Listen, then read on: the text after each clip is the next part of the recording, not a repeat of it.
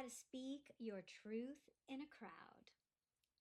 Okay, number one, you gotta stop managing other people's feelings. Right now, it's enough. Like you are spending all of your time when you are trying to share your voice, share something from your heart.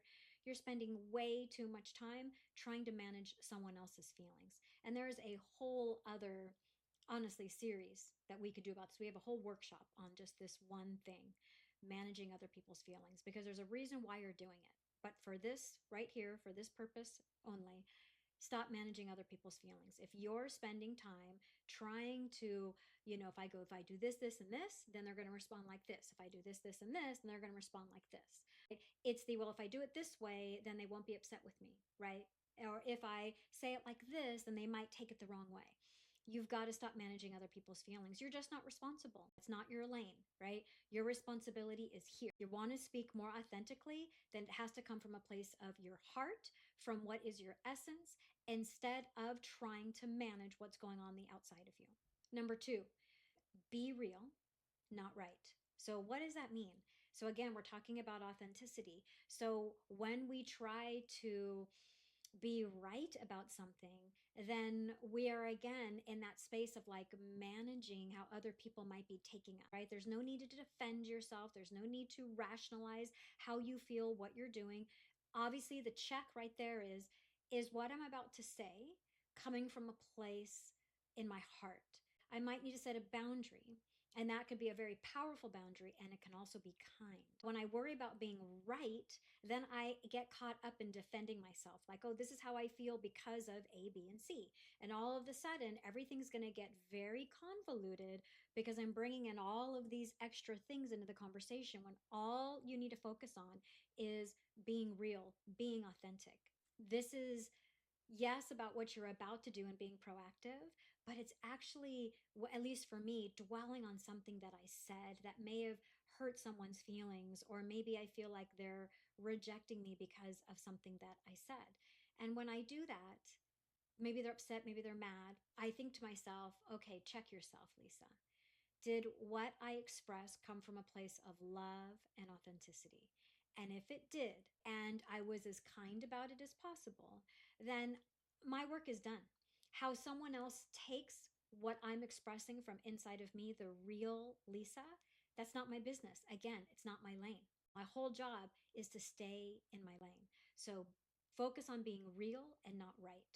Right? And you'll know you're there because you're not feeling as though you have to defend your stance. Number three is the most important aspect of this is you have to practice. It's like learning to ride a bike. You could sit down and read a manual about how to ride a bike. You could memorize that manual about how to ride a bike, and that would be amazing and helpful. But you have to get on the bike.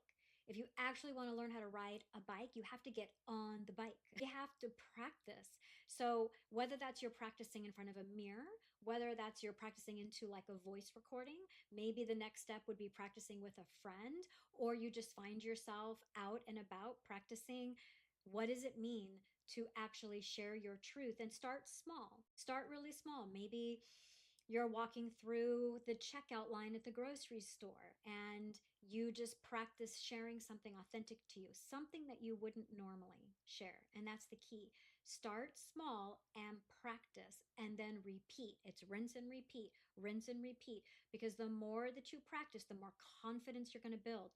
You can't, yes, could you build some sort of confidence from reading the manual of how to ride a bike? Sure.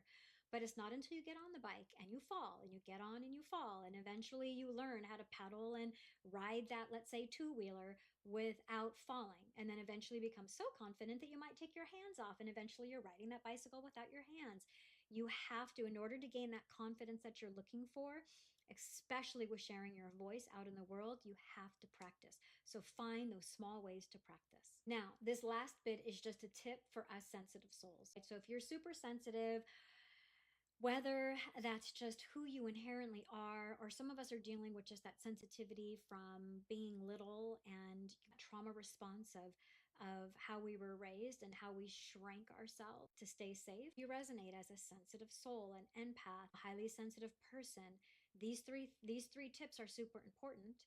And You're teaching yourself how to feel safe in your body. And it doesn't mean that non-sensitive people, people who aren't overly sensitive, they're also learning how to feel safe in their body. But for those of us who resonate as sensitive, it's just there's something about it. It's just more tender. There's more things to tap into and to push against and poke at. And so you have to start learning the tools that make you feel safe. And whether that's wearing a super cozy sweatshirt, putting warmth on your body, maybe it's getting out in nature. What are your, like, my key advice here is, do you know what makes you feel safe in your body? And if you don't, that's a great place to begin.